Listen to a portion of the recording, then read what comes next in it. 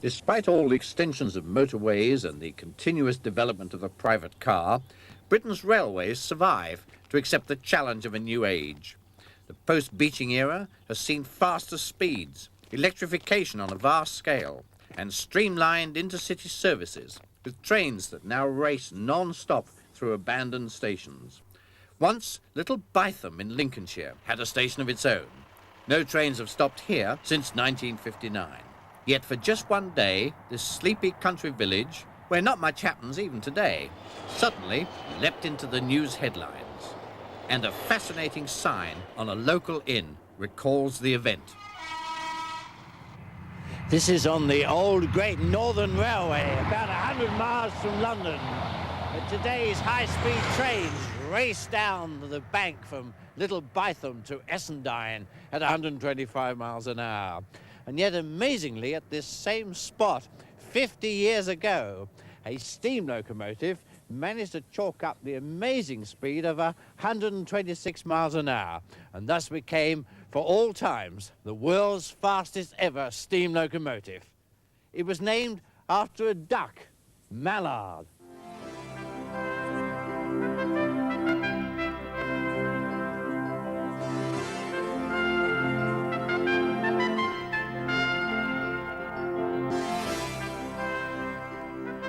In the 1930s, the railway companies were in fierce competition for customers. And one way to ensure full trains was to create an image of reliability and speed. It was the London and North Eastern Railway who staged special stunts for the newsreels, like this one in 1932, about a race between a de Havilland Pussmoth, a speedboat, and LNER trains. It was filmed at Offord, alongside the River Ouse. History does not record who won. The locomotives that made these high-speed runs were built at Doncaster. It was here that the first engine to reach the officially authenticated speed of 100 miles an hour was built, Flying Scotsman. And it was here that Sir Nigel Gresley became Chief Mechanical Engineer for the LNER in 1923.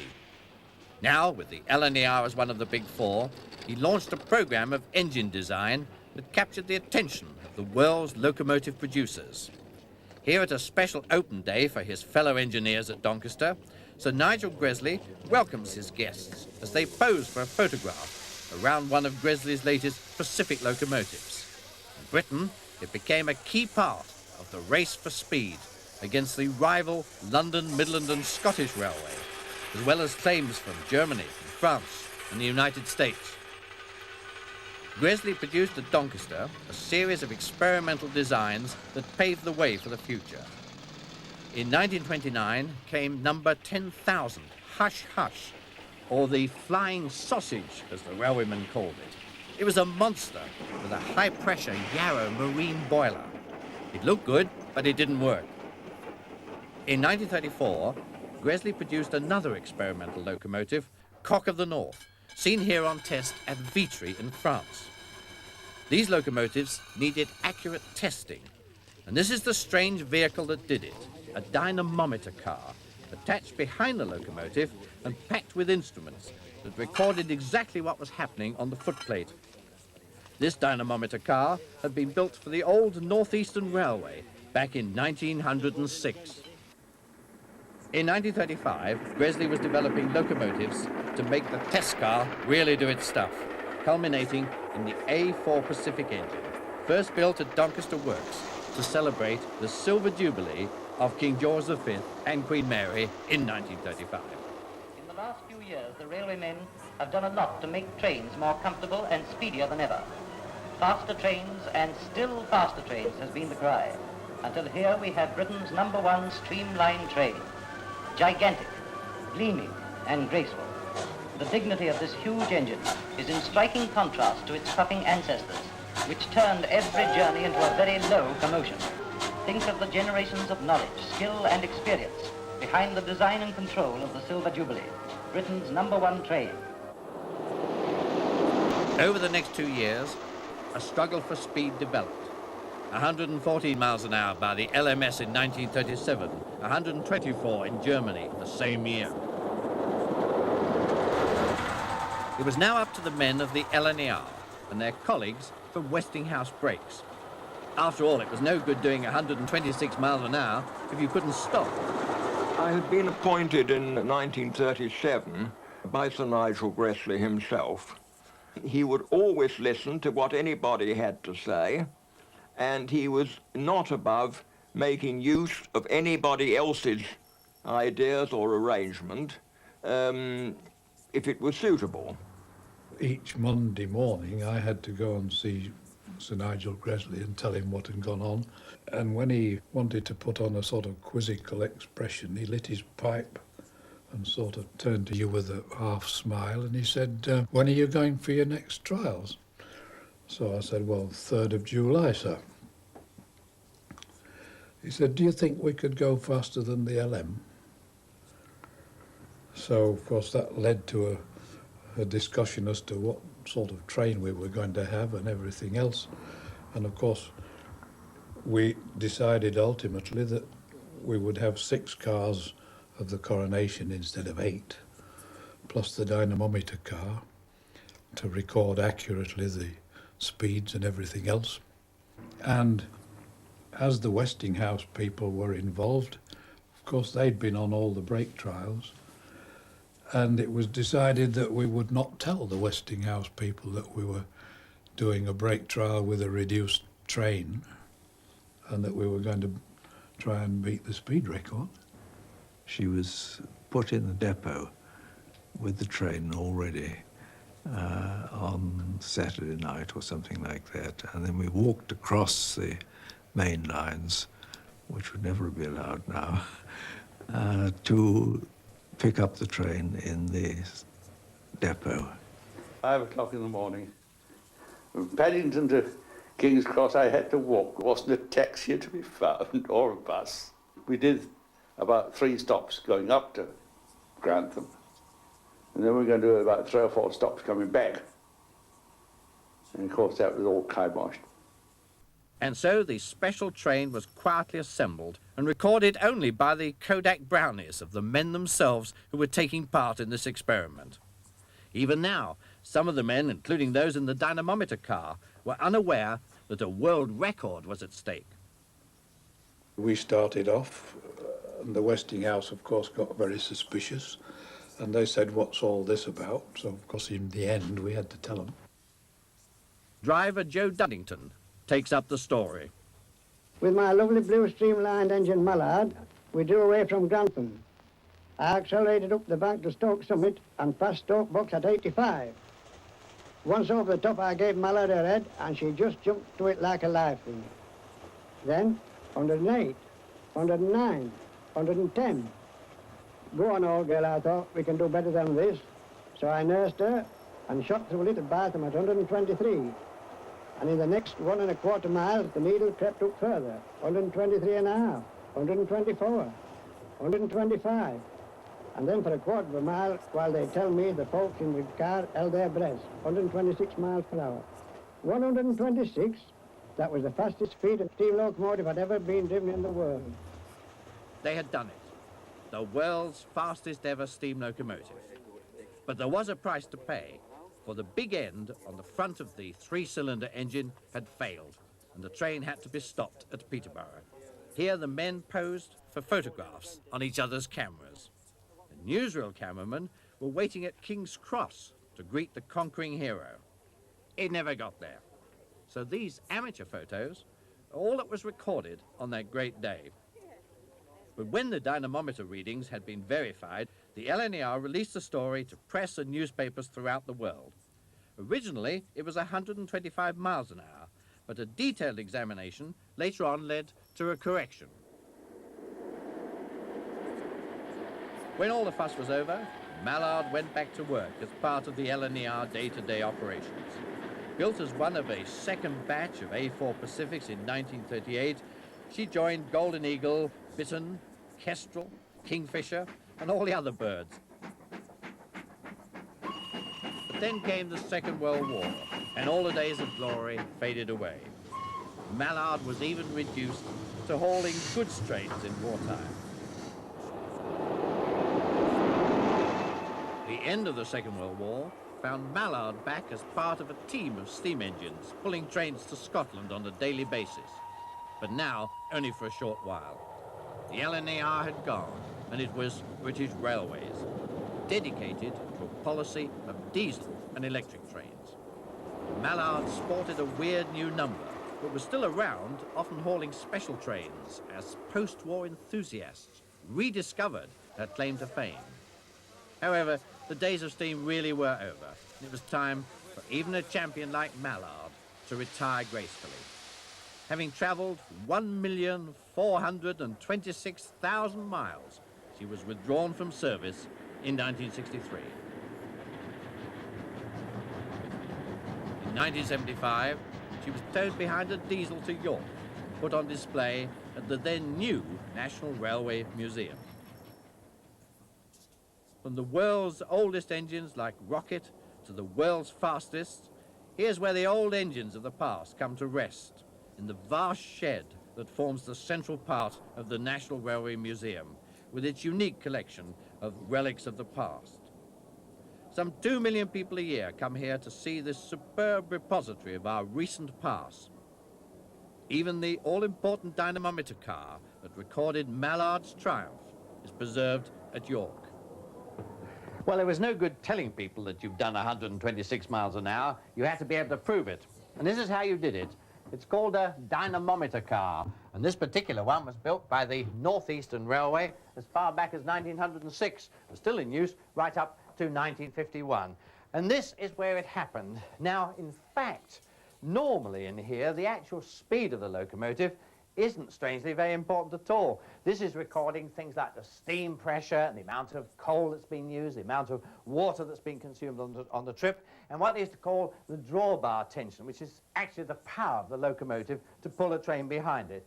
But on that magic day in July, this piece of paper was racing through this gadget. These little magic fountain pens were pounding away, and it was on this machine that finally up came a series of little dots and scratches, which meant that that speed had been achieved.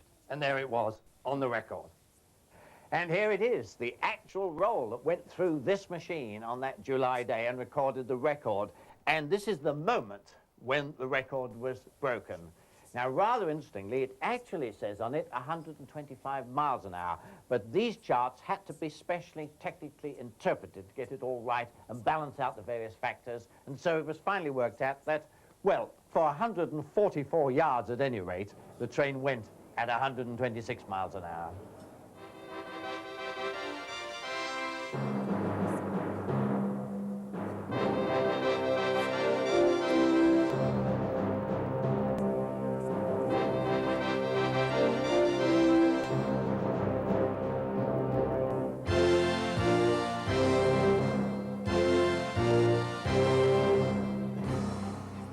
Ever a locomotive knew it was the star of the show, it must surely be Mallard.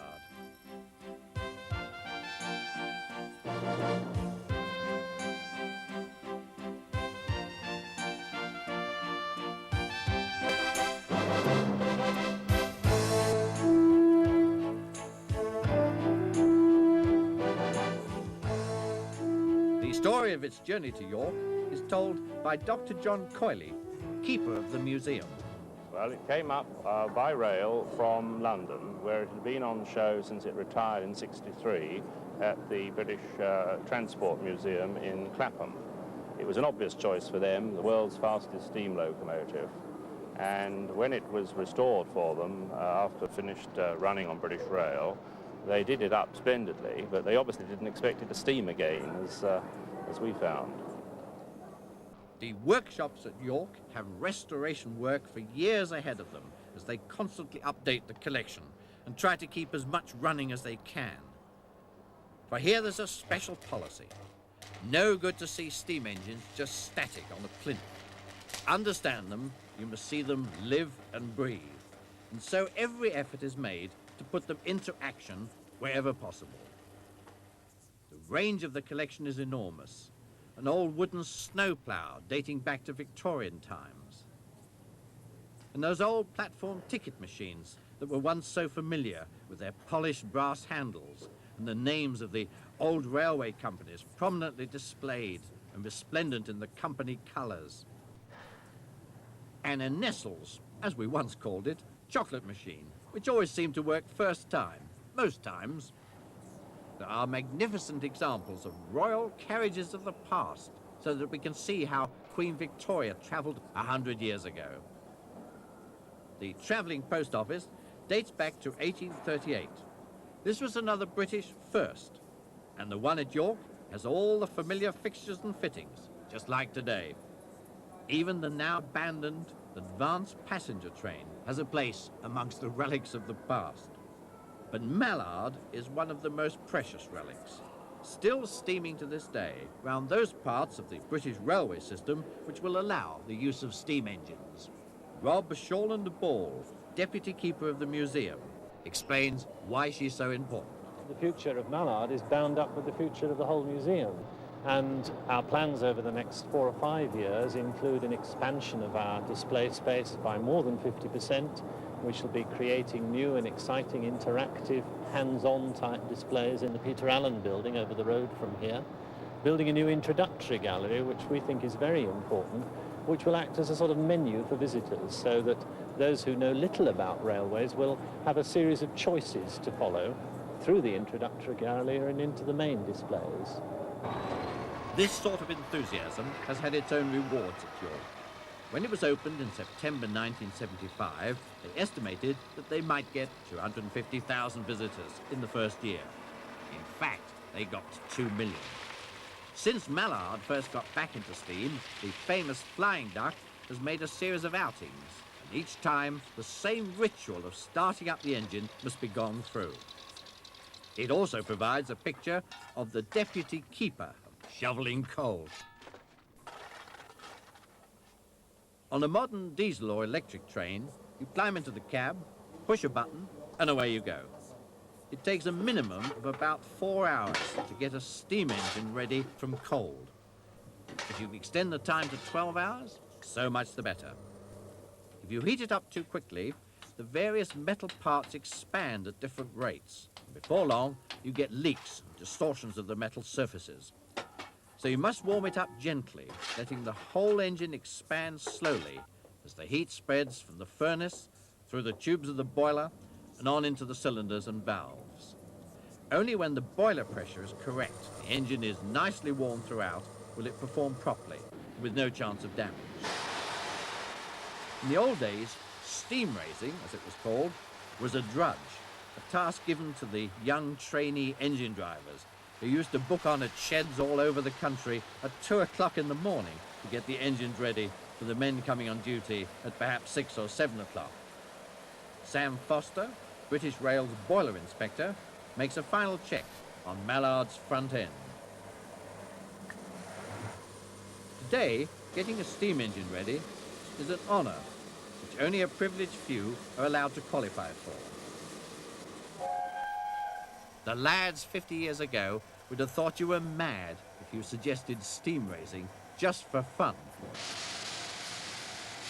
But Mallard today is a star who draws the crowds wherever she goes. When the lighting up process has been completed, the proud locomotive leaves her shed on the way to pick up her train.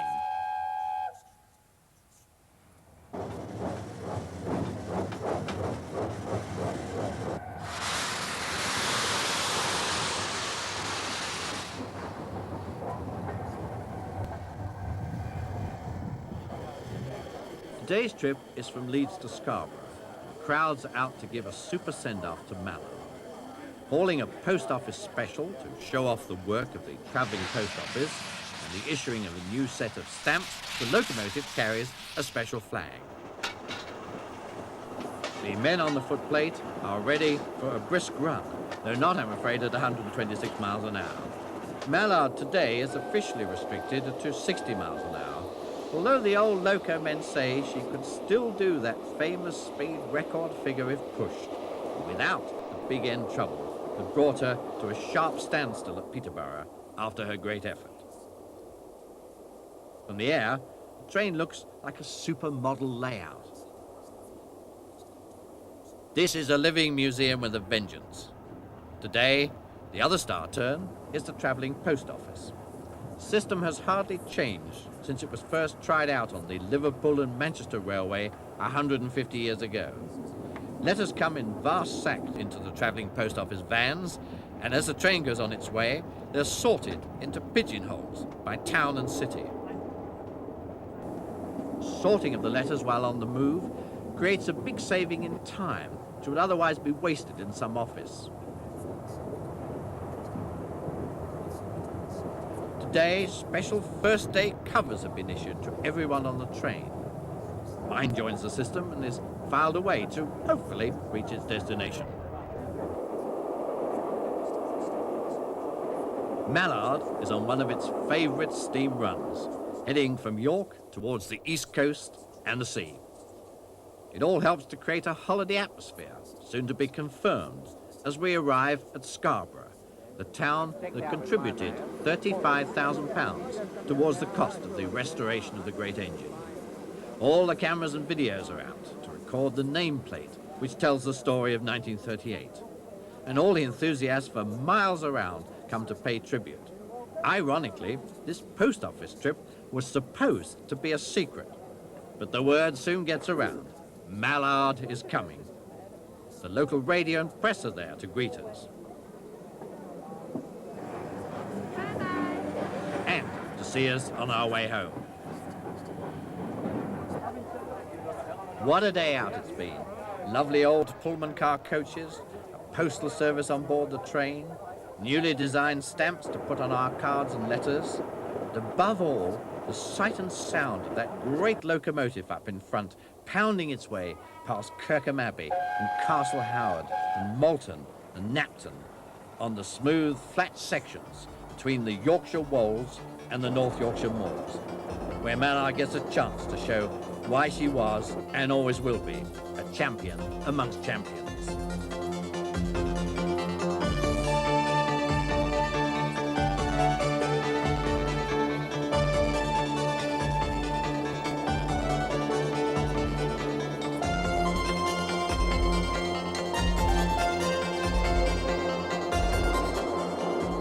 Everyone seems to join in. The endless line of photographers at every vantage point. The startled sheep and cattle who've seen and heard 1,000 diesels, but dash away in horror at the strange apparition of a steam engine. The railwaymen reminiscing about the good old days. The young enthusiast to whom the sight and sound of steam is still a novel experience. 108, 109. 110, and before I knew it, the needle was at 116. Go on, old girl, I thought, we can do better than this. So I nursed her and shot through a little bathroom at 123. And in the next 1¼ miles, the needle crept up further, 123 and a half, 124, 125, and then for a quarter of a mile, 126 miles per hour. 126, that was the fastest speed of steam locomotive had ever been driven in the world.